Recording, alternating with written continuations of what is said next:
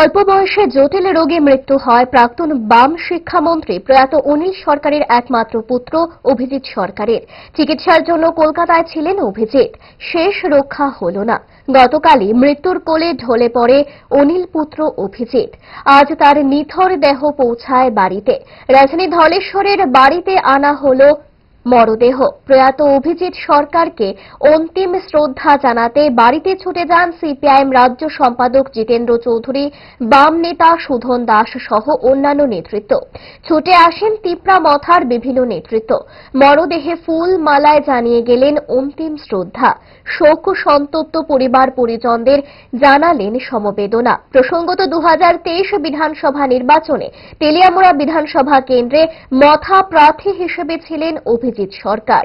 শোক বার্তায় কি জানিয়েছেন জিতেন্দ্র চৌধুরী সহ মথা নেতৃত্বরা, দেখুন। আমাদের যে প্রয়াত নেতা অনিল সরকার, তার পরিবারের অন্যতম সদস্য, একমাত্র পুত্র, তার প্রয়াণে আমরা গভীরভাবে শোকাহত এবং তার স্ত্রী, পুত্র, কন্যা, তাদের প্রতি আমাদের পার্টির তরফ থেকে এবং আমার ব্যক্তিগত তরফ থেকে গভীর সমবেদনা জ্ঞাপন করছি। সরকার আমাদের এক্স ক্যান্ডিডেট ছিলেন ত্রিপুরা মাথার তেরামুড়া কনস্টিটুয়েন্সিতে।